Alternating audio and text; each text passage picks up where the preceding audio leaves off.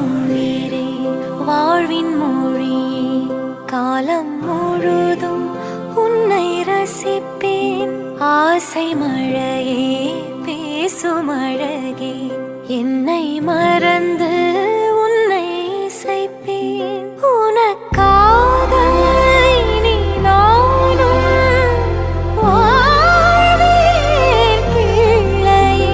திருக்கோவில் மணி போல உன் சொல் கேட்கிறேன். உன்னை தாண்டி பேரழகு எதுவும் இல்லை இங்கே.